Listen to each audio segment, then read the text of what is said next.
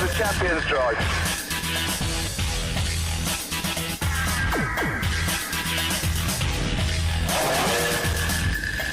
When the checkered flag falls in Brazil, only one man will be crowned champion.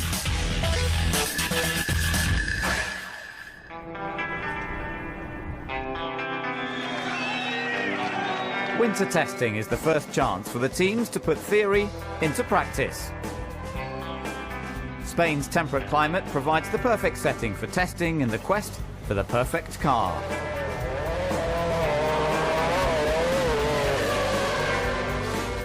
Oh, you mean you can improve a lot? Well, that is the plan, yeah. The test day is quite tough. I would say it's even tougher than the race weekend.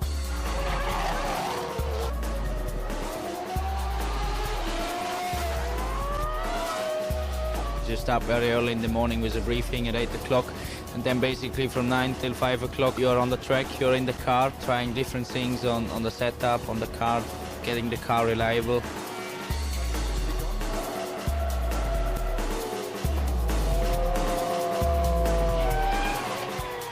You do about, if you have a good day, about 100 laps. That's 1.5 race distance. And it's quite tough, but it's very, very important for the team and for the driver as well after the winter break. The beginning of the year is no holiday for the teams.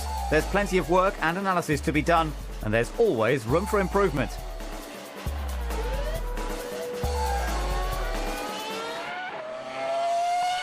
So, what is the feeling in the paddock as Bahrain approaches? We will be... I'm miles away mentally. Forget it. I tell you what, just use Marcus. Forget me. Just fun, I feel. When I feel like I have a good car to have a lot of fun this year. We know how to win championships, and if the car is competitive like it seems to be, we can do it again this year, I believe.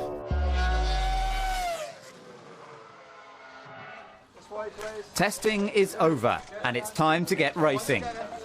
Who's got it right over the winter and found the perfect combination of speed and reliability? Renault hope to retain their championship winning form with Fernando Alonso and Giancarlo Fisichella. McLaren have to put the trials of last year behind them with the solid pairing of Kimi Raikkonen and Juan Pablo Montoya. Brazilian Felipe Massa joins 7-time world champion Michael Schumacher at Ferrari. Toyota seek that elusive first win with Ralf Schumacher and Jarno Trulli. Nico Rosberg steps up from GP2 to join Mark Webber at Williams. Honda keep hold of Jenson Button, who's joined by former Ferrari man Rubens Barrichello. David Coulthard heads Red Bull's charge and is partnered by Christian Klien. BMW form a new alliance with Sauber and have high expectations of Jacques Villeneuve and Nick Heidfeld. Midland take over where Jordan left off with Thiago Montero and Christian Albers. Minardi no more, but the Italian spirit remains with Scuderia Toro Rosso, with Antonio Liuzzi joined by American Scott Speed. Super Aguri are the newest team on the grid. Their all-Japanese lineup features Takuma Sato and Yuji Ide. 2006 kicks off at the Sakhir circuit in Bahrain. The season begins with rookie drivers taking on the status quo, and there are new rules to contend with. Pit stops feature tyre changes once more. V8 engines replace V10s, and there's a brand new knockout format for qualifying. The 1-hour session is split into 3 periods. Drivers must set competitive times in all 3 to get the best places on the grid. But the new season did not bring a change in fortunes for Kimi Raikkonen. His car didn't survive Friday's second session thanks to a suspected electrical problem.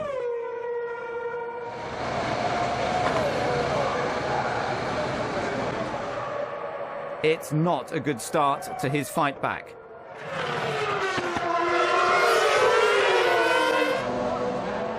He didn't complete his programme and will have to wait until Saturday to see where he stands compared to the competition.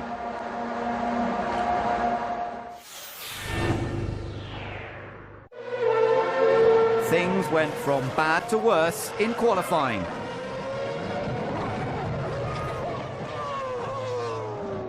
A rear wing failure ruined his chances and forced him to limp back to the pit lane on 3 wheels without having set a fast time. He will start 22nd.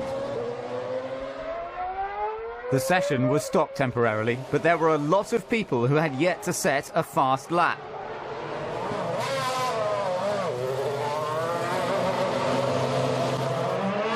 This year, it's essential to find clear track ahead.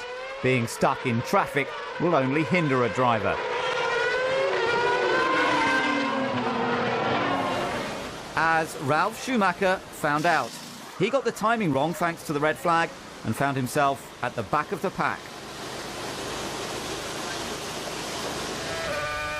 Nico Rosberg got his timing right, but keen to impress on his debut, he overstepped the mark.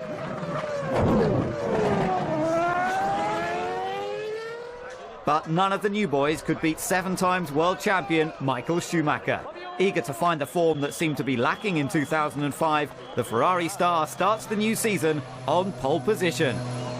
Hello, I'm Michael Schumacher and I'm going to show you around the Bahrain qualifying lap. And that was pole position.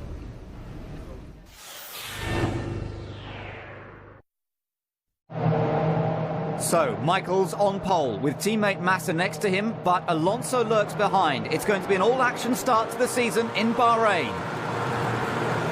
Give me some warning, please, okay? You should have some warning because you'll see about 21 cars go past the end of the pit lane. Midland state the obvious, while the rest of the field get a move on.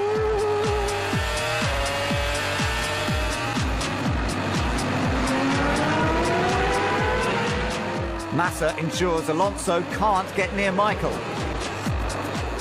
Raikkonen makes up several places from the back, but Nick Heidfeldt's got into a spin. Alonso finds his feet and takes advantage of Massa.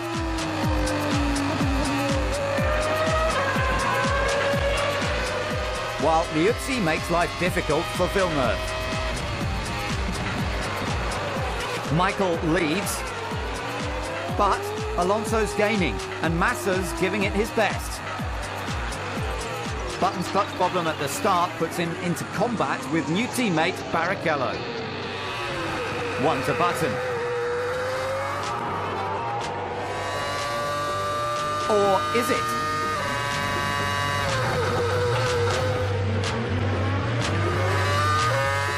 Honda's game of cat and mouse is still going on. And Christian Klein passes the Renault of Giancarlo Fisichella. Jacques Villeneuve cuts it fine ahead of Liuzzi. But Massa is just a knife edge from disaster.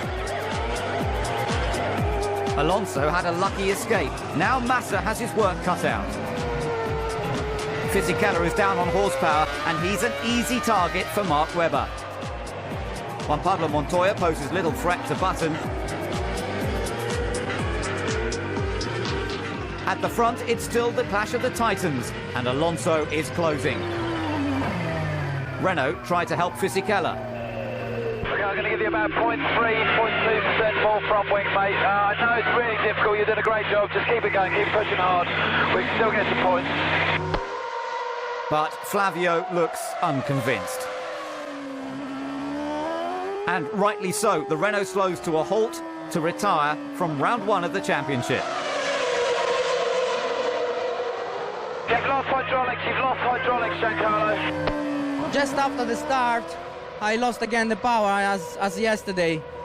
Then I retired myself because there was a problem with even with the hydraulics, maybe because of the engine problem. Starting the season like that is not great. No such worries for Ferrari at the moment. While the Flying Finn has clawed his way from the back of the grid into the final podium position.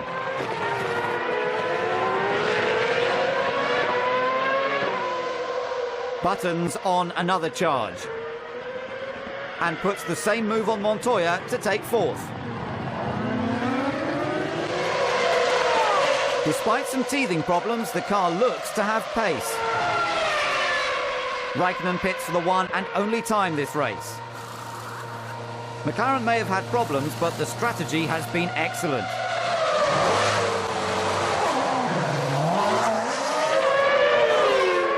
Raikkonen's out, but Villeneuve is out of the race. And lets everyone know about it. It's not the impact BMW wanted to make on their first appearance as a Formula One team.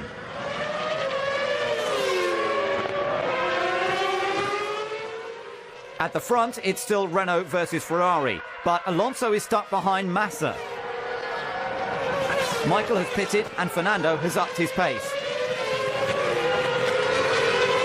Now he takes to the pit lane and leaves it in the hands of his mechanics.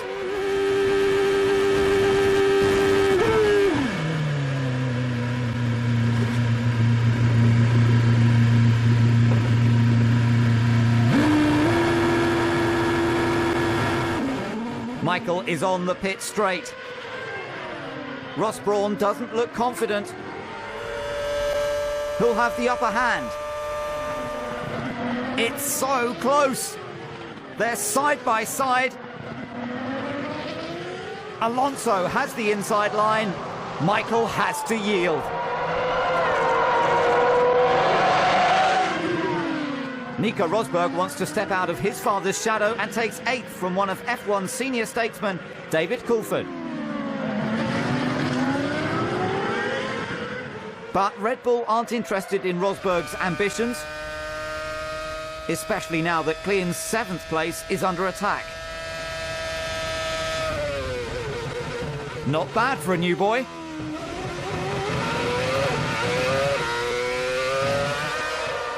Two laps remain and the reigning champion leads the former one. The season gets underway with a duel from the start.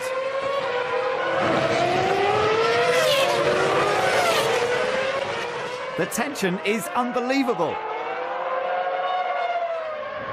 Last lap and Michael is closing the gap. Will he go for it?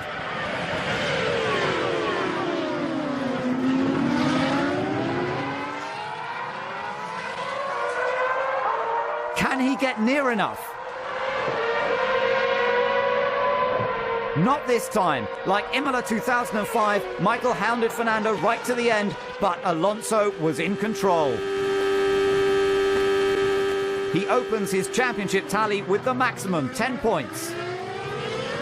Renault start the season where they left off the last, but this time Ferrari are a lot closer. I was taking away 1 lap of fuel because I did 1 lap above the 110% for traffic reason. 1 lap more today in the right moment would have been enough, but you know the typical saying, it doesn't really matter afterwards. It's what it is. We are happy with it and we look forward. I think we are very close. I think it's dominant from the tires. I think the first 10 laps of the tires, the Michelin, are better, so I was quicker than Michael. And the last 5 or 6, Michael was quicker than me before the pit stop, so it's difficult to judge who is quicker now. First to the checkered flag today was Fernando, but Schumacher and Raikkonen are keen to do battle. Jenson Button makes a promising start. Williams get both cars in the points, while Klean beats his teammate.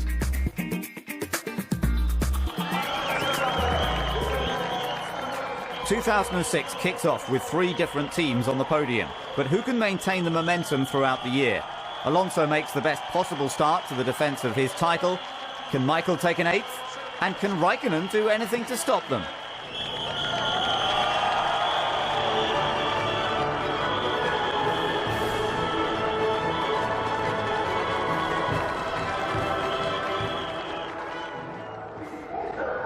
Sultry Malaysia hosts round 2 of the championship. Pit stops can win and lose races. That's why the team spend a lot of time planning and practicing for every eventuality. How many people are involved in refueling and changing tyres? There's a lot of people in the pit stop. We have 3 guys per tyre, plus a front and a rear jackman, 3 guys around the fuel hole. That's a lot of people, and really we can change tires much quicker than we can fuel the car. But it's not just about getting fuel in and new tyres on the car. The strategy is very much a team effort. We have some very clever people back at the factory and a dedicated strategy engineer working with us throughout the race. We do a lot of mathematical simulations before the race, taking into account everybody's race pace and what we think people are going to do and so on and so forth. But during the race, the final decision rests with the race engineers, who are the guys on the radios with the two drivers. It sounds straightforward, but what about when the unexpected happens? I think you have to react fast. So we try to structure plans for every eventuality that we can anticipate. Okay, ready? Go! Alistair Gibson is Honda's race team chief mechanic, and he's the man in charge of the lollipop during pit stops. No real pit stop is average and daily. Basically, it's my job to get all the people ready in the pit lane when the car's coming down for its tyre change and fuel top-up. Okay, let's try 3 seconds of fuel again. Now, let's try 5 seconds of fuel. 5, please. Basically, guide the car in, run to the front of the car, ensure all the jobs are done, and at the correct time when the fuel nozzle is disconnected and the pit lane is clear, to lift the lollipop. That's a lot of responsibility for one person. I do get a bit of help. I get the team manager yelling traffic, traffic, traffic in my ear, which basically just helps me know what's in the pit lane. But at the end of the day, it is my responsibility not to send him into the fast lane in a lot of traffic. But what about in Bahrain? A scenario happened on Jenson's second stop when he left the pit lane and the Toyota was on his outside. Both cars went down the pit lane together. I saw Jarno coming down and I thought, well, I'm not going to keep him because the pit lane's very wide, and they both went down together and Jenson was on the inside and managed to get the place in the corner. Normally, you know when you're racing other teams, if it's going to be close with another car, and you can usually preempt the other car coming down the pit lane.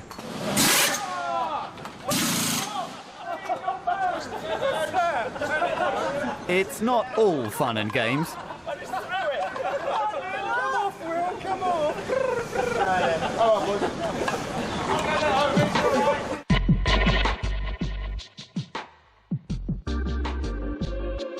The pit lane is a very dangerous place to be. Accidents can happen. Have there been any close calls? Magny Corp 2 years ago was very close with the Renault. I was just in the wrong place and I sort of had to dive away a bit. I'd rather be where I am in the pit stop. At least I'm on my feet and I can see what's happening. The car's coming in at 100 kilometers an hour. It's a lot more difficult to move when you're on your knees. I'm on my feet, I can see what's going on. I'd rather be standing up.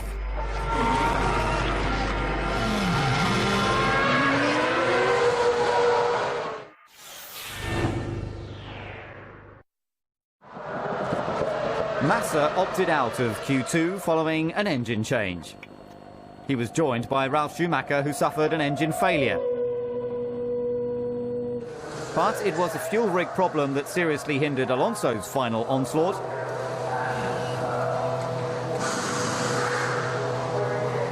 Without the optimum fuel load, the Spaniard could only manage 8th. The promise shown in Bahrain continued for Williams. Nico Rosberg lines up 3rd in only his 2nd Grand Prix. Following Alonso's problems, it was left up to Fisichella to show what Renault could do and take pole position.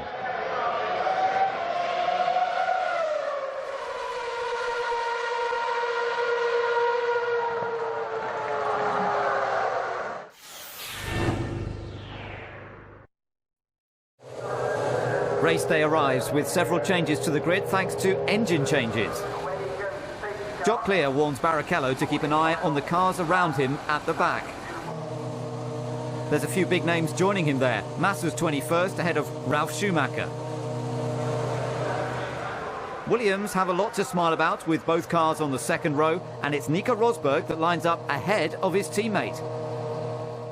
But they will have to get in front of Jenson Button and Giancarlo Fisichella. The temperature's rising. The mixed-up grid means there's lots of drivers with something to prove. It's all down to the start. Rosberg tries to push Webber out of the equation, but Mark is not about to yield. Alonso makes a cracking start from 7th after the fuel mishap on Saturday. He's already up to 3rd, to the delight of his team.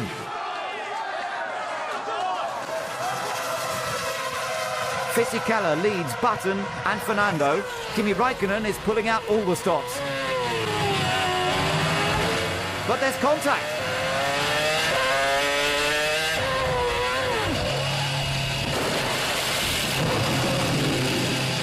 And Kimi careers into the gravel. It's only lap 1 and already the race is over for some. They were fighting against each other, Montoya and Kimi, I think. And I saw the opportunity, went to the inside, went up with the car over the curbs, and then Kimi came also to the inside, and we touched. I broke my front suspension, and basically that was it. I think so. Was clean, hit me on the rear tire, and I broke my rear suspension. Smiles have turned to frowns at Williams. Both cars dropped back at the start, and now Heidfeld watches their hopes evaporate into smoke. Rosberg had been gaining lost places, but 2 hot races proved too much for the Cosworth engine.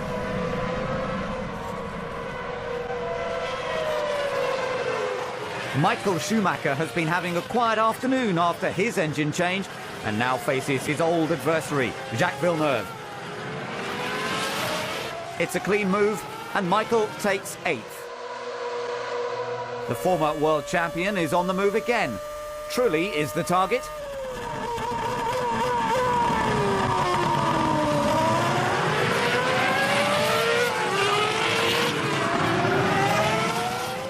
Williams couldn't resolve the hydraulics problem in the pits, leaving 4th-placed Webber in trouble when it could have been so very different. That's both cars on the sidelines after a second-row start. Sato started the race 17th thanks to the misfortune of others, but Liuzzi is on the prowl. Sato comes right back at him.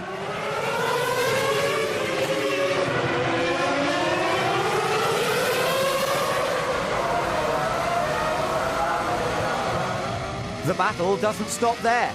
Liuzzi keeps on at him.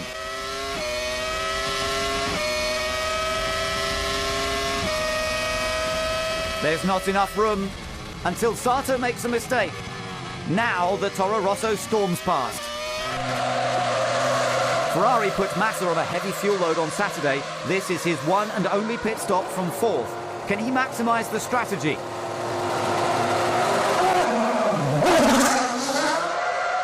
The Honda mechanics get right up close to the action. Their man is sandwiched between the 2 Renaults. Button scored his first podium finish at this circuit in 2004. Now he's aiming for the top step. But he'll have to keep an eye on this man.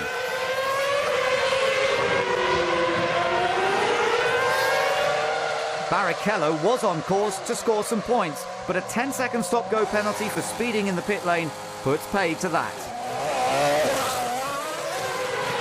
Teammate Jenson Button needs to put his foot down. He's gunning for the win, but traffic after his pit stop could lose him 2nd place at this rate.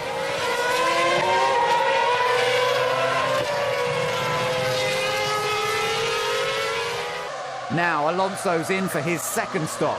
The team built their strategy around the error on Saturday, and it's certainly paying off so far.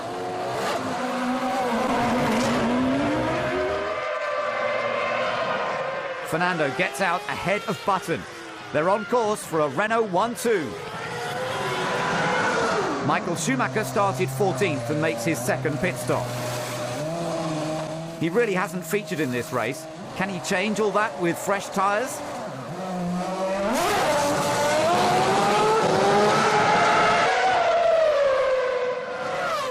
He rejoins behind his one-stopping teammate Felipe Massa and starts piling on the pressure.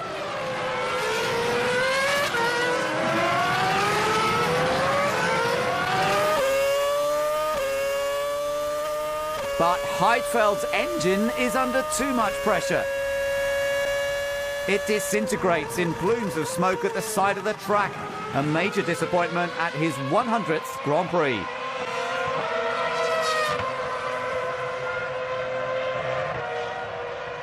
Nice try, but Heidfeld's cunning smokescreen doesn't put Montero off. Liuzzi's having a busy afternoon. Now the Midland of Christian Albers is at risk. He keeps to the right into turn 1. And 11th is his. Flavio keeps his cool and holds out for the checkered flag. Fisichella takes the final corner. And the third win of his career. With teammate Alonso under 5 seconds behind. It's the first 1-2 for Renault since they returned to the sport as a works manufacturer in 2002. Yes, mate! Well done! Fantastico, Gian. Fantastico. Bravo, bravo, bravo, bravo. It's one of the toughest races on the calendar, and Giancarlo Fisichella is the proud winner in Malaysia.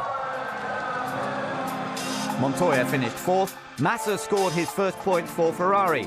Button took his 12th consecutive points finish, and Villeneuve opens the scoreboard for BMW as a manufacturer team. Maximum points for Renault means they have a good lead in the Constructors Championship. But it has been a tough time for Fisichella. Yeah, emotional weekend for me. It was important for me to do my best because I lost a friend of mine 1 week ago, and I like to dedicate that race to him. Ciao, Pietro. Fisichella puts his win into perspective and acknowledges all those who helped him get there.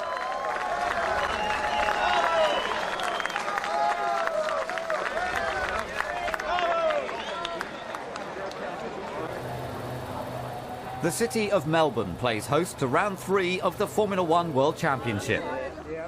Australian driver Mark Webber proves very popular with his fans. Formula 1 has a large following here, and there's plenty of opportunity for everyone to get close to their favourite F1 stars. Thank you so much. Thanks a lot, good luck. Thanks, Jenson. Hi, I'm Jenson Button, and you're going to go around a lap of the Melbourne circuit in Australia with me.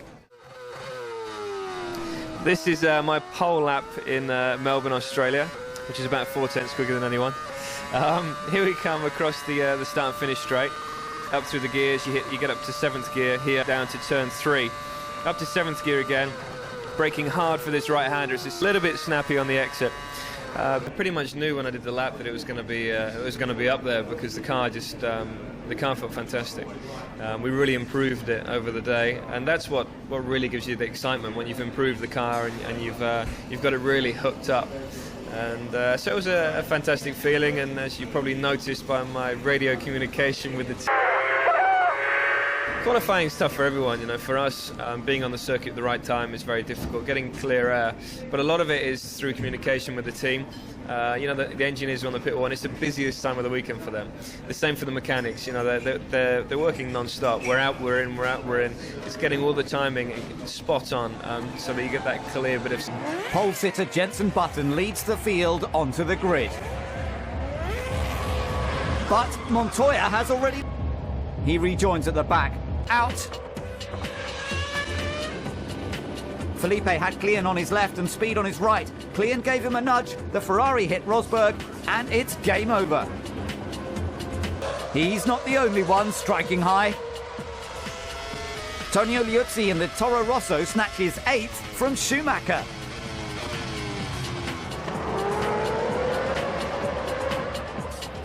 What's going on with Michael? Button has struggled after the safety car periods. So the mechanics hope a few adjustments at a scheduled stop can help him out. The Ferraris are both clear.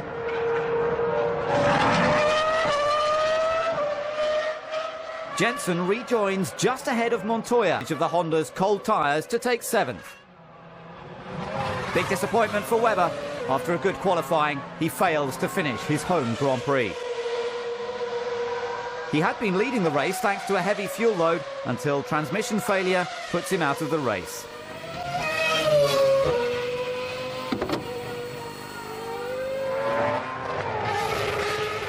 Montoya is looking ragged in pursuit of his teammate. Michael is pushing hard to catch Button.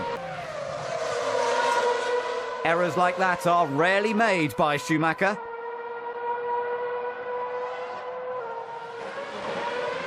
That can mean only one thing: safety car and a very busy pit lane. Montoya isn't impressed at having to queue behind his teammate. But a flat-spotted tyre caused damage and Kimi requires a new front wing.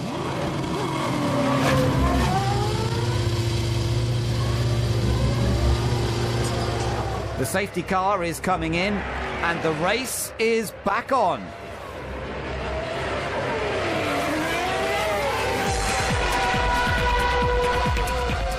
Another restart and another lost position for Jenson Button. From pole to this, where did it all go wrong?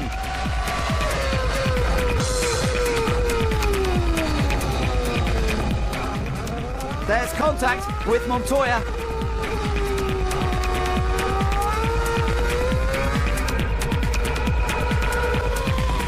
It doesn't affect the Colombian's offensive. Even through wayward backmarkers, he's on the hunt for Ralf Schumacher.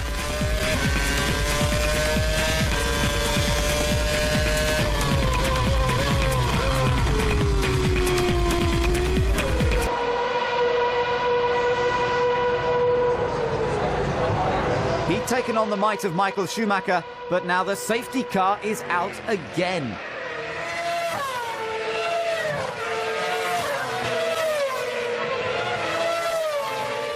A polite word with their engine customers will ensure backmarkers don't hinder Toyota's chances. Scott Speed has been flying this afternoon. Barrichello gets by. Now he's sparring with Coulthard for 9th. Ralph's being chased by his former teammate.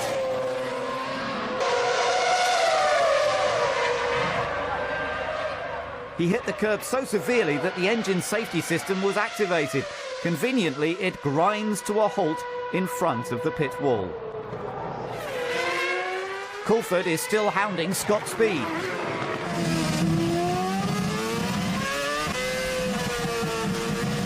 He may race for Red Bull's junior team, but the Toro Rosso's looking rather difficult to beat.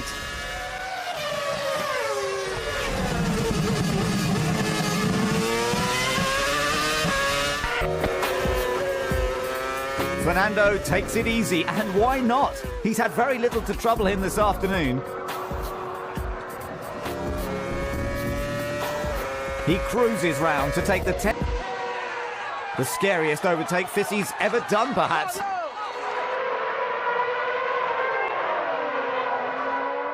But it wins no smiles at Honda. At least Speed comes through the smoke and keeps Coulthard at bay to score his first F1 point.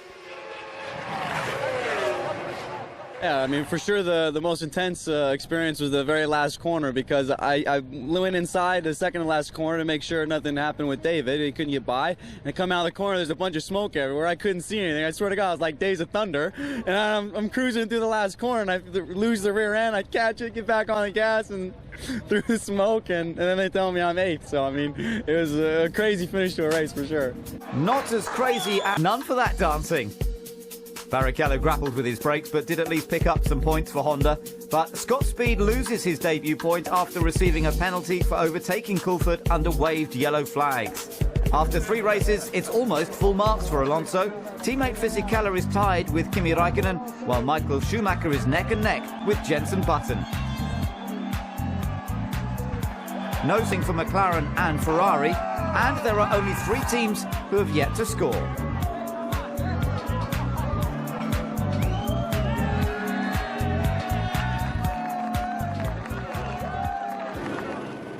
After the 3 flyaways, F1 moves to Europe for the San Marino Grand Prix. Toro Rosso announced in February that a 50% stake in the team had been bought by former F1 driver Gerhard Berger. After the season openers, what impact has the popular Austrian had on the team? Certainly he's done a good job in his career, and he's a valuable asset to the team right now, and he's really pushing, and the progress within the teams you can already see, so it's a very good fit. I love the Mansell and Senna were my heroes in the past, but Gerhard showed always a really strong performance and pretty consistent, for sure. It was a big name, and he had a good lifestyle, so it was really cool. This is what I liked of him. So how does he rate his drivers? I'm extremely happy with both drivers. Young, that's exactly how I like it.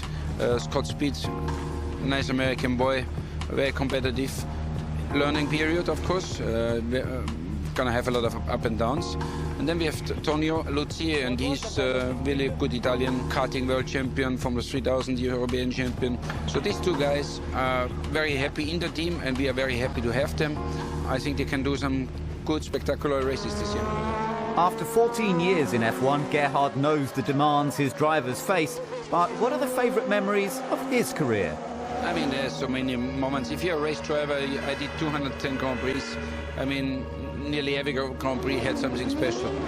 On the side where it made me very happy, on the side where it made me very sad, on the side where we had a lot of fun. That was, in a racing like I have it, everything you can get for your enjoyment, for your life. It's an unbelievable experience. Unfortunately, not many people on the world get in a situation like I've been to have a chance to experience the life like this. My first film in Mexico, '86, it came very quick. I wasn't expecting to be in the car and already winning my first race. But you're so young, everything goes so quick, and everything you think is so normal, and you don't know if you even have time to celebrate or if you go already to somewhere later. And I remember well at this day, Keke Rosberg came to me and said, "Oh, Gerhard, have a nice party, be happy today, because this day doesn't come so often."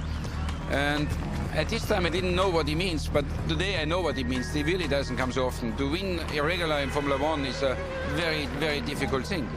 And then I had several wins, and I enjoyed them, but the most I enjoy the wins now, when I remember back how nice it was in Hockenheim, my last win, how nice it was in Monza to win with Ferrari.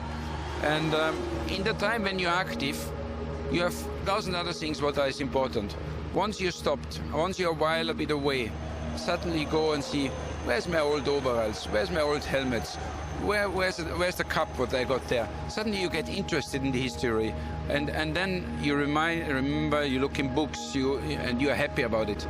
So it's you have different phases where you go through, but in the end of the day, that's all things what you got, what normal people are unable to get, and you have to appreciate it very much. The best and the greatest thing you can do inside here is to drive a race car under a limit. Unfortunately, the time is over, but if I could have a wish, I would like to turn back the watch, being 20 years again, and be able to drive a Formula 1 car under limit.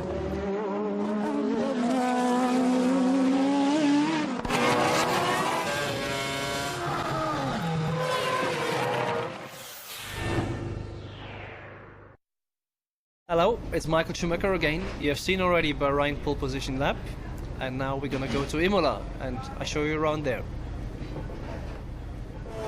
It's important to get the start of the lap right as you go through this possible, and worked out pretty well. Got another pole position. I was critical about the new qualifying system. I thought it was too complicated, but the show we produce sort of gives more than the complication adds, and in a way people, yes, they have difficulties to understand certain part of the qualifying, but the general is easy to understand and the show is good.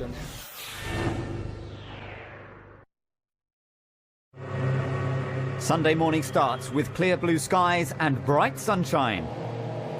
The sun was shining on Honda, who had their best combined qualifying of the year, with Button lining up second and teammate Rubens Barrichello just behind in third. But the skies aren't so blue at McLaren. Montoya could only manage 7th ahead of his teammate, who is 8th.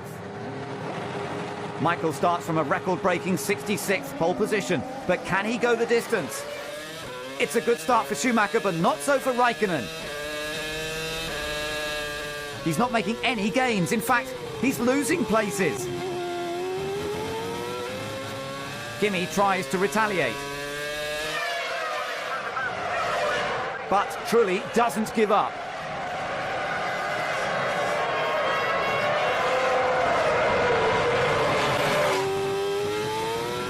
Now Mark Webber fancies a piece of the action and gets ahead of the McLaren.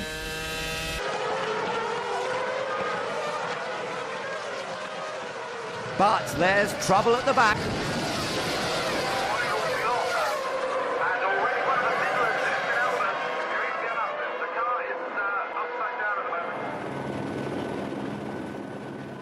I didn't see it coming, you know, it just started to roll over, and that was it. And I have to say the impact was quite okay, you know, it was not really hard, and you know, we can see how safety Formula 1 is now in this moment. Christian is unharmed and the racing resumes. Michael leads Button, Massa and Alonso. Trulli joins Albers on the sidelines thanks to a problem with his steering column. It's a huge disappointment for the Italian. Button is in for his second pit stop, but Alistair Gibson makes an error. The fuel nozzle is still connected. The broken nozzle has to be detached from the car in the middle of the pit lane, and the chance of a podium is gone. Michael isn't as quick in these middle stages. Overtaking is not easy in Imola, but Alonso gives it his best shot.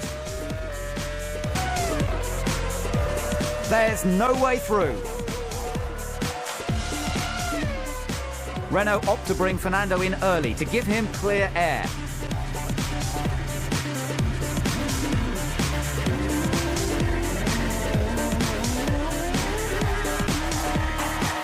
But they're not the only ones adapting their strategy. 1 lap later, Michael is in.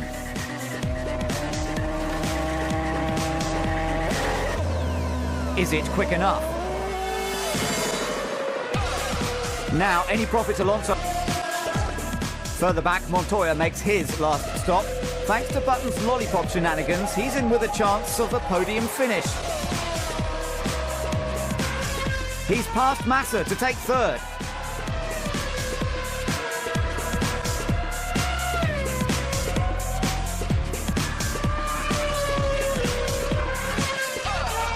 But there's nothing Alonso can do to change the order at the front. The Italian flag is raised.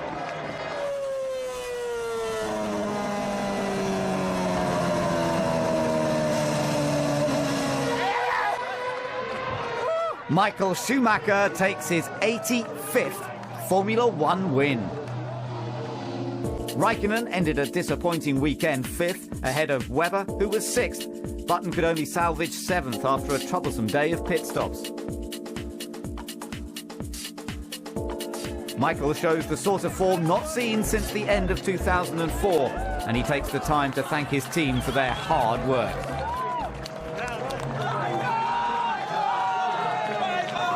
Every one of them.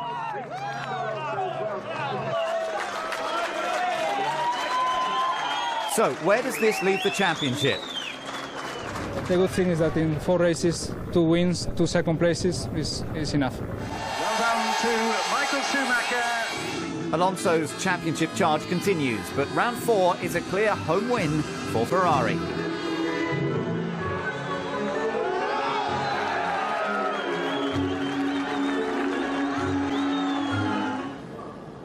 The Nürburgring in Germany plays host to the European Grand Prix.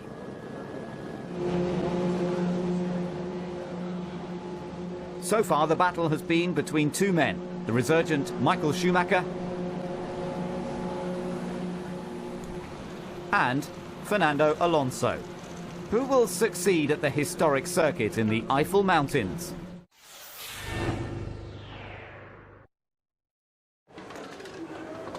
qualifying in 2006 is much more challenging for the drivers.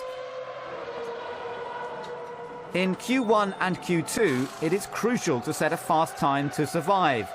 But equally, a driver must keep out of trouble. Fisichella was struggling to survive Q1. This was his last chance.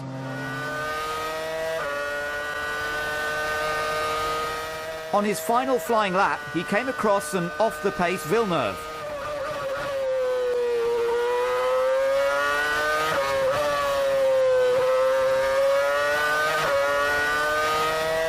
And he didn't appreciate it. So he went to make his feelings absolutely clear.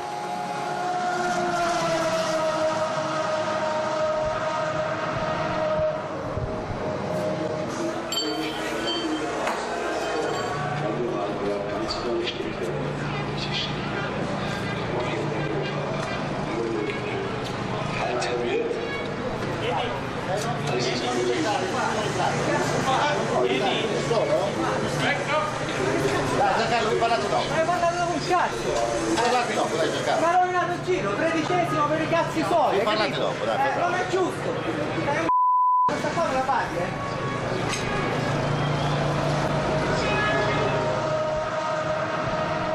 The championship challengers kept their battle on track. Michael looked to have pole position in the bag until Alonso went 2 tenths quicker to take the top spot.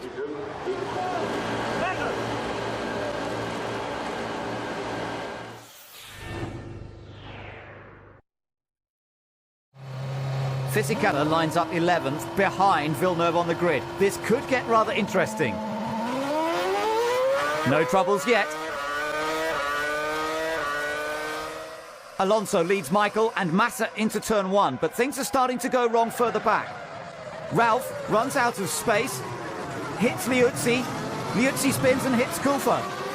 Twice. Starting in the midfield has created quite a challenge for Fisichella. He's locked in a wheel-to-wheel battle with the BMW Saubers, and it's Villeneuve in front.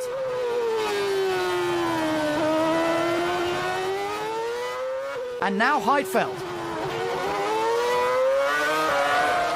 Liuzzi's really in trouble. A broken front wing. A puncture. And this spin marks the end of his race. The track will have to be cleared.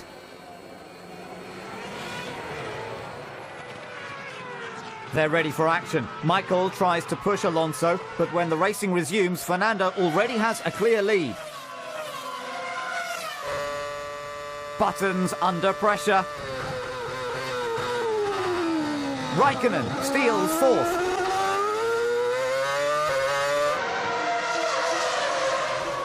While Montoya chases Fisichella. Giancarlo makes it easy and just saves himself an embarrassing exit.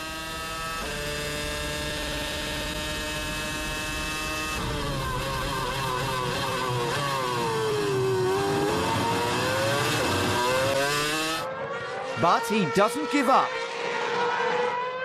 There's action throughout the field. Albers makes light work of Sato for 17th. Webber disappears off the track thanks to hydraulics failure after fighting his way up from 19th on the grid. Fisichella still can't get enough of Villeneuve.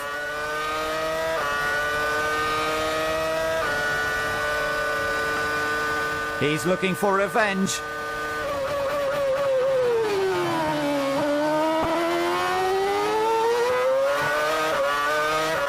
The change of strategy hasn't helped so far, and Montoya is catching them.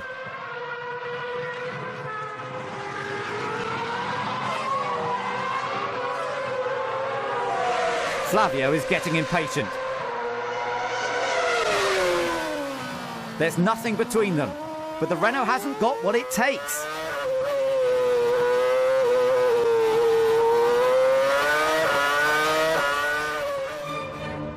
Jenson Button's day is over thanks to a failed engine. He'd struggled with balance throughout the race, and now his engine has given up. Christian Klein joins Jenson on the sidelines, while Frank Montagny doesn't make it to the end of his first race for Super Aguri. And things are starting to get heated.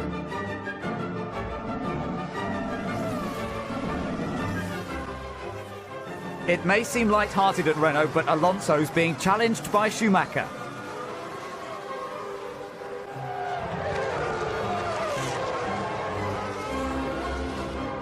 It's the second round of pit stops and Renault move first.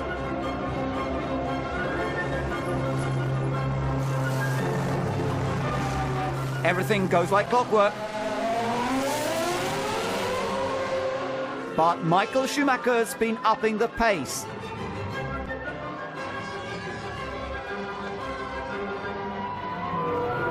Have Ferrari's master tacticians got it right? Will his long second stint have paid off?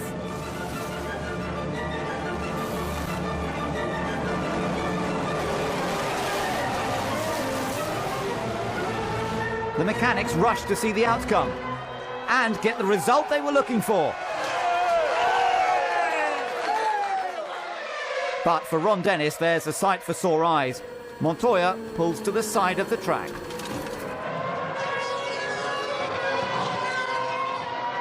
Ralph gets a more flamboyant send-off when his engine blows.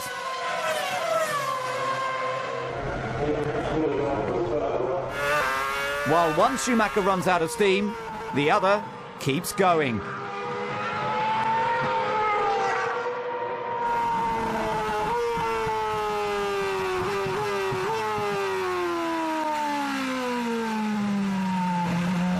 For Michael Schumacher, it's win number 86. His fifth at the Nürburgring. Ferrari follow on from their San Marino success with Massa's first podium. Barrichello finished a disappointing fifth, but at least Fisichella couldn't threaten him. Is this the outcome the former champion expected? Yeah, I mean, it's not a surprise that we should expect Renault up to the front. Neither should be a surprise to see us up at front, and the better one will win. Schumacher throws down the gauntlet for the rest of the season. All that remains is to see who will be the victor in October.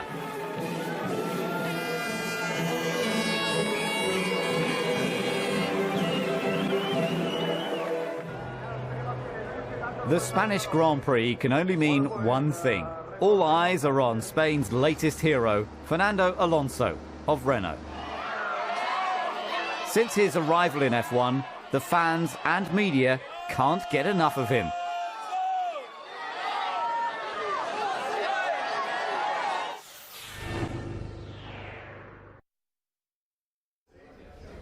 Okay, I'm Fernando Alonso. We will see the onboard camera in the Barcelona Grand Prix, one lap in Barcelona.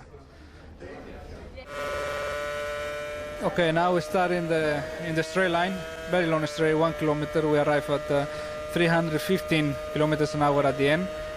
We brake in the around 280 kilometers an hour, one of the quickest corners in the championship. This last corner, really important for the time lap. And that's it, really a special track for me.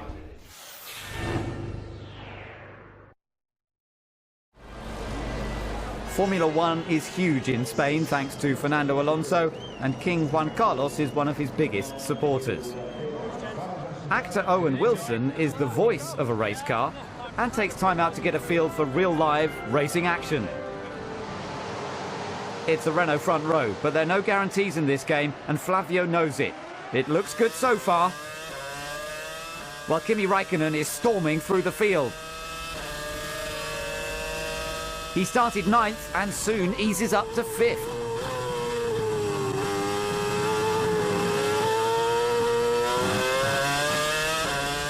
Even Ron can't hide a smile. Ralph is hounding Trulli. Toyota give their drivers equal footing when it comes to racing each other, but inter-team squabbling is always a worry. With good reason. A small error by Ralph has a big impact on his afternoon. Trulli escapes damage, but Ralph will need a new front wing and he'll lose time en route to the pit lane. Montoya stops on track and Ron's lost his smile. Normally through there, you know, you're in traction control and you lean on the traction control, and for some reason it just went. And then the engine just stopped as well. That is kind of weird, but I don't know what happened.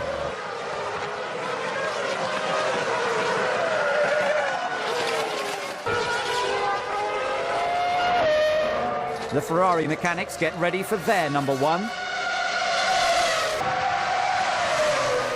Fisichella is pushing hard. The team are furious with the mistake, which is more than can be said for Ralph. We were quick, we were good in qualifying, but not good enough in the race. We had an electronic failure. I don't know exactly what, obviously, but something electronically. Fernando hasn't managed to win at his home event. But that's all set to change. Win number 11 of his career, his third of the season. And most importantly, win number one at home. Ahead of Michael Schumacher. Fantastico, fantastico. Thank you to all of you. Thank you. This one was the one to win. Thank you.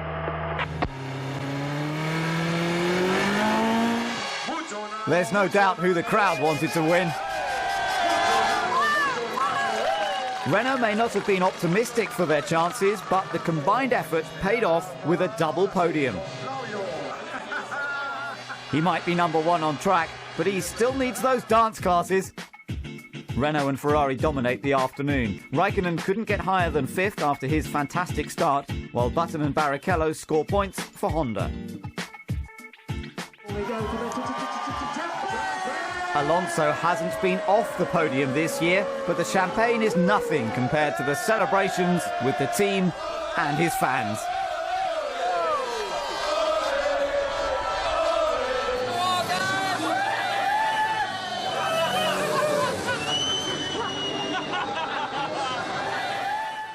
The Principality of Monaco knows a thing or two about celebrating.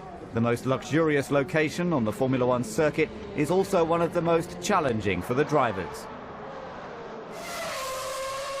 Its narrow and winding streets may be unforgiving. Nevertheless, Monaco is many drivers' favourite track. Hi, I'm Thiago Monteiro, Formula One driver for Midland F1 Racing, and I'm going to take you for a lap on this amazing Monaco track.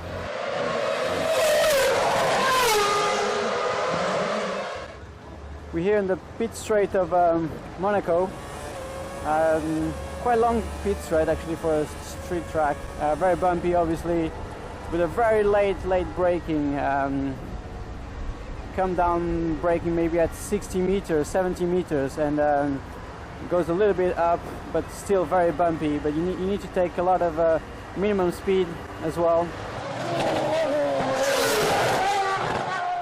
Now you're arriving at the casino, which is a very, very important and tricky corner. One of the fastest corners actually.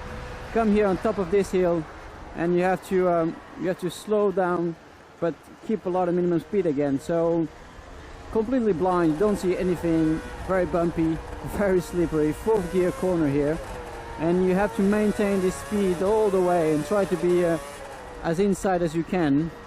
But again, very careful with your rear, because you can easily lose it. Just one gear shift down, third gear for the right-hander of the casino. Again, bumpy, you take a lot of the inside curb, and this exit, you need to power the car down very early, on the way down to Mirabeau. Very difficult braking because a lot of downhill, as you can see, so it's difficult to get the car stopped. And then you got to come really inside as much as you can, so you keep the grip inside. There's no grip outside at all. Power down early again, first gear up to second gear, and down to first again for the slowest corner of the track, with obviously a lot of locking. If you get it wrong at the beginning, you might not come out of it, so you got to be really, really careful with the way you come out here. Power earlier, again, very important on this track. Second gear, a lot of curb here. You really have to go a lot on the curb. It's bumpy here on the way down. A very famous and important part of the track, the tunnel. It doesn't look like it, but I can tell it's very frightening when you're in it for the first few laps. There's a big change of light, obviously, when you come out, and a lot of vibrations with the bumps. And the braking for this chicane, very light braking, maybe 100 meters, very unstable because you have a little downhill. But again, you need to gain that time, so late braking, very unstable car, and very slow first chicane in first gear. Bumpy curbs here, very bad for your car, very bad for your head actually. Your head bangs on both sides, but you need to go on the curbs. This curb, and again, this curve here has to be used. And another very high speed portion. You put up fifth gear, and you gotta anticipate your corner to really go on this curb and the outside curve. We're talking 200 plus kilometers an hour. Very, very, very, very high speed with lots of bumps on the way out. Up to fourth gear for La Rascasse. Tricky braking really, because you're braking and turning at the same time. You always have front locks here all the time. So you again, then power very early, lots of understeering, then oversteering here. Still very important to keep the momentum. A little bit up the hill, you stay in first gear, just lift a little bit, not even braking here, and aim for the apex as soon as you can. Very important acceleration, because like I said, it's the straight line, it's a long one, and the time, you know, on all the small corners, you make a lot of difference in time. So here we are. We've just done a lap of this tricky but amazing racetrack of Monaco.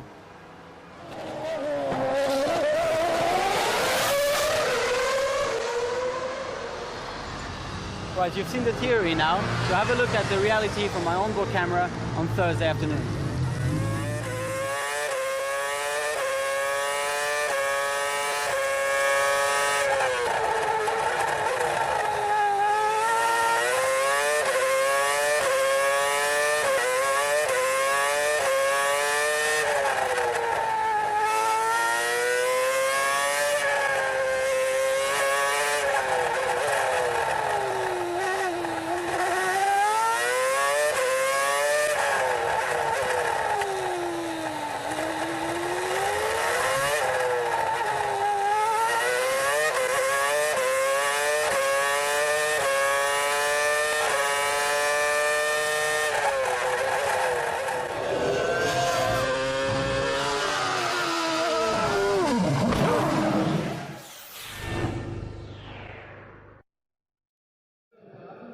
In Monaco, grid position is everything.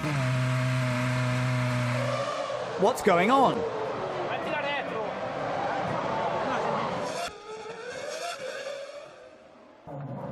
Michael gestures angrily, but it's too late now. The session is over. And the verdicts are in. I don't think it's fair. It's not fair at all against the drivers and against all Formula One people. We know he's got a lot of tricks. But whether this one today was real, we'll probably only find out when he's 70, when he's had a glass of red every now and again. Having seen the slow motion of the car and its motion as it was going in and in the middle and at the end of Rascasse, I have to believe that he could have avoided leaving the car where it was. I just think it's cheap for the sport, you know. And somebody who's prepared to do cheap things like that should really consider if he's in the right sport, you know. Maybe he should do something. I think the time has come, he should do something else. The discussions continue long into the evening between Renault, Ferrari and the FIA. So how does Michael defend what happened in the light of a penalty?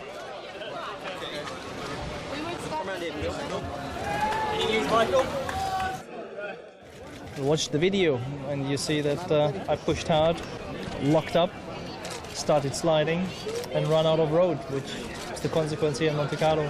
You have your enemies and you have the people that believe in you, and whoever wants to go one or the other direction, I will not be able to convince them anyway. I mean, that's what they want to think or not think, but I'm there for many, many years, and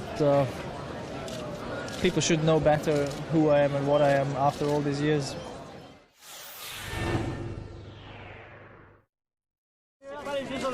Monaco attracts the biggest names, but it's not just royalty. Sporting legends such as Lance Armstrong and Boris Becker mingle with celebrities such as footballer Samuel Eto'o, actor Kevin Spacey, and Superman himself, Brandon Routh. But all the talk is about Michael Schumacher's parking misdemeanor. He will start from the pit lane after his overnight penalty.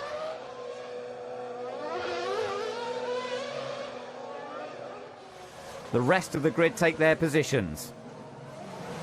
The start is crucial on the twisty streets of Monaco. Second. Finally, Michael Schumacher gets to join in the fun, but there's lots of ground to make up. There could be an interesting debrief at Midland later. Montero needs a new front wing after this start line incident. Teammate Albers was deemed responsible and gets a drive-through penalty. Alonso leads, but Webber's about to fall into a McLaren sandwich. That means Fernando must keep Raikkonen at bay. Top drivers battling it out is a thrilling... Raikkonen just can't get close enough. Coulthard hopes Red Bull's theme will bring him superhuman powers.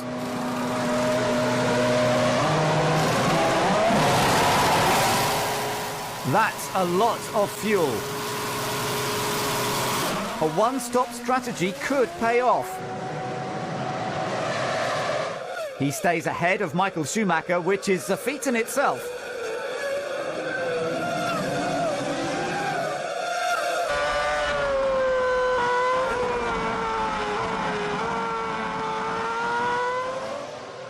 Renault versus McLaren versus Williams. It's Alonso from Raikkonen.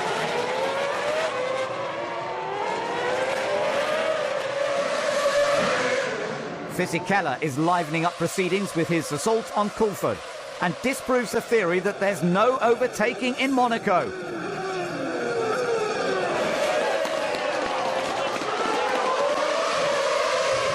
It was a brave move. There was contact with DC and he was lucky not to overshoot the chicane.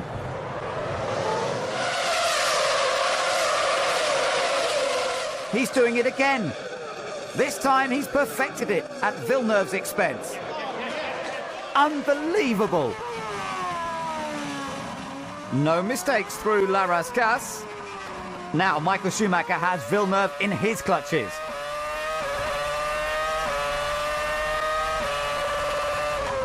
And he does it into Saint-Avold. Things look uneasy at Williams. And with good reason. Exhaust failure allowed hot gas to burn through wiring looms on Webber's car. And the team is gutted. Very, very, very disappointed, of course. Felt like I was on it, felt like we deserved something today, but it looks like something on the electronics or engine or something has let us down. So, as I've always said, there's no rewind button, and you know, all the hard work that we did over the last 4 days here is basically invisible now. The safety car comes out, but Webber's not the only one who could use a rewind button.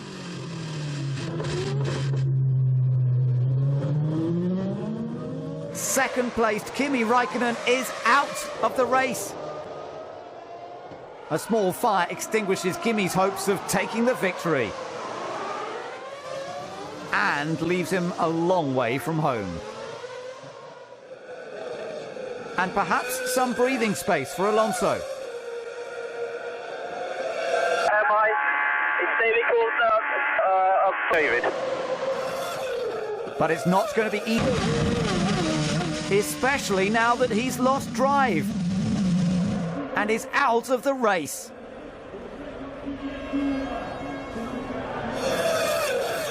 He's not the only one in trouble. Trulli was only 5 laps from a third-place finish, but coasts to a halt thanks to hydraulic failure.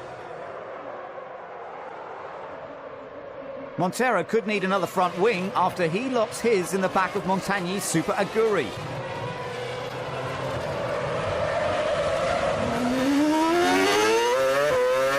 If he looks closely, race leader Alonso may catch a glimpse of Raikkonen relaxing in the harbour.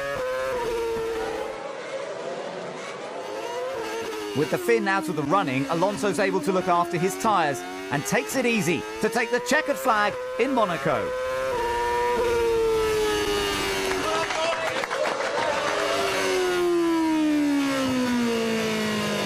After qualifying 9th thanks to traffic, Coulthard takes 3rd and his first podium since Japan 2003.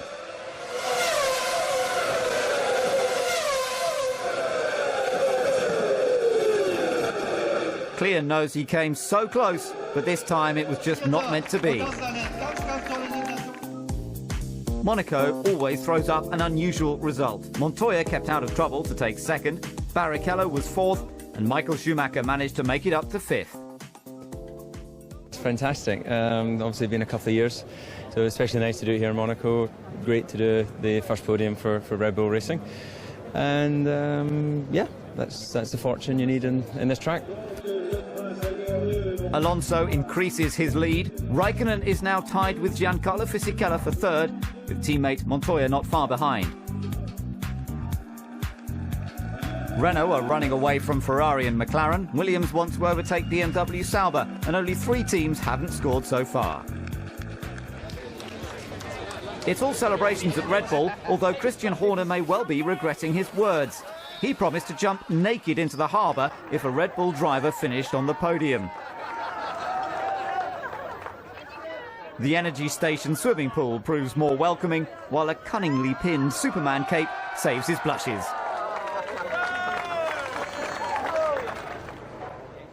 As F1 moves to Silverstone for round 8 of the championship, it's Fernando Alonso who is really in control.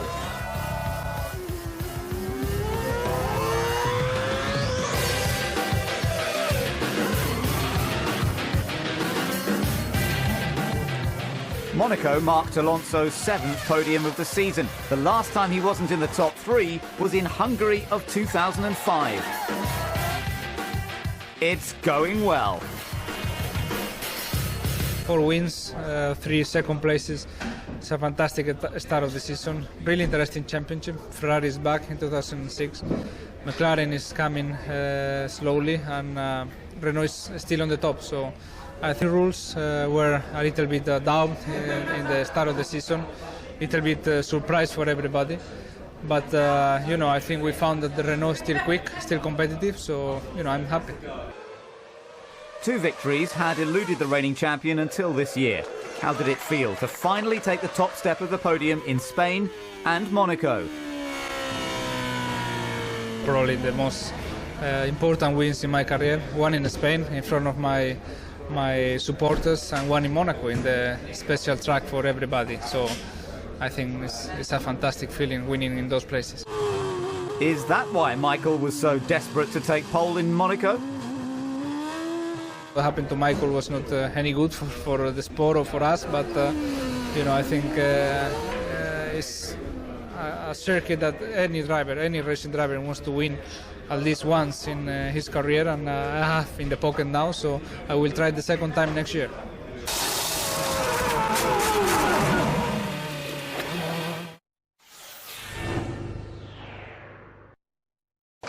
One race that Jenson Button would like to win is the British Grand Prix, but qualifying a disastrous 19th will make things a little tricky. However, Alonso didn't share his hardship. Okay, we are in Silverstone. I'm Fernando Alonso. We will do a lap in circuit. A good overtaking opportunity at the end of this straight. We have a 5th gear corner, right-handed corners, 2nd gear. Very important, the traction, very long corners, and crucial to do a good time lap. Circuits, very technical, very difficult for all the drivers.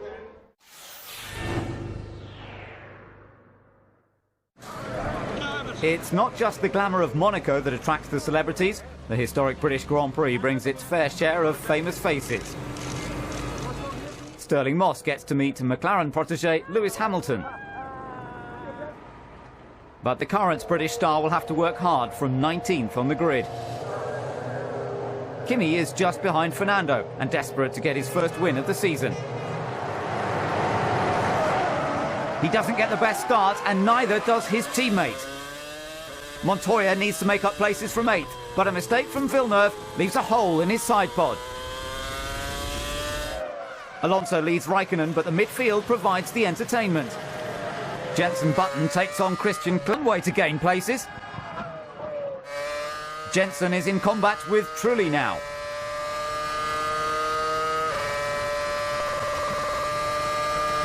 But it's all over for some. I was trying to go around the outside of Ralph in one of the Maggots and Beckett's corners, and it was actually working. I actually got alongside him a bit. But when we went into the right, I think it was such kind of an unexpected place to pass. He didn't quite see me, and we tangled. Basically, it all started with my very bad start. Poor start. I lost too many positions, got into a mess, into the traffic, and couldn't do anything about it. He tried to keep the footing, which is fair enough. He was trying to save the car, but unfortunately I was on the inside and he just come directly straight back in my path, so absolutely nowhere to go. There's no change at the front, but Montoya is shadowing Barrichello. Not quite. Michael backs off.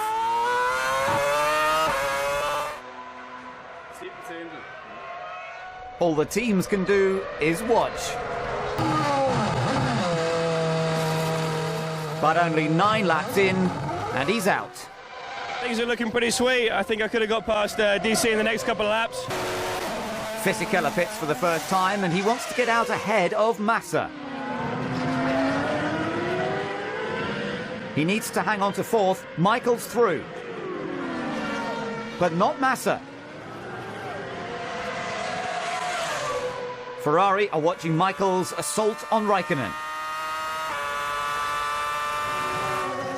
He needs to get ahead to start hounding Alonso.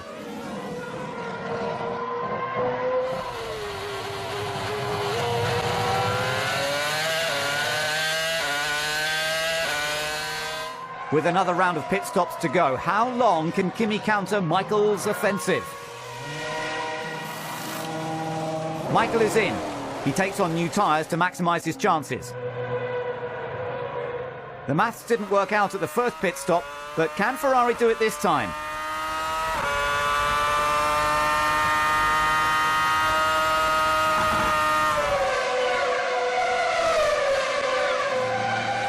Kimi pits.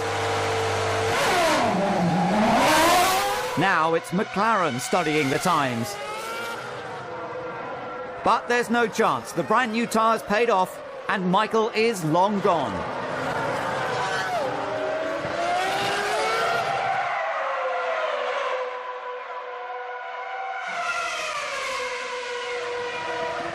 Fisichella gets some encouragement.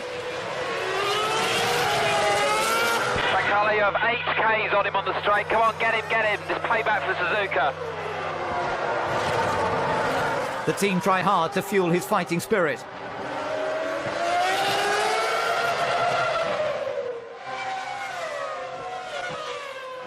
But Kimi won't hand it to him on a plate. The McLaren has some understeer. The Renault can't get close enough. No one came close to Alonso this afternoon. It's his 3rd consecutive win from pole position.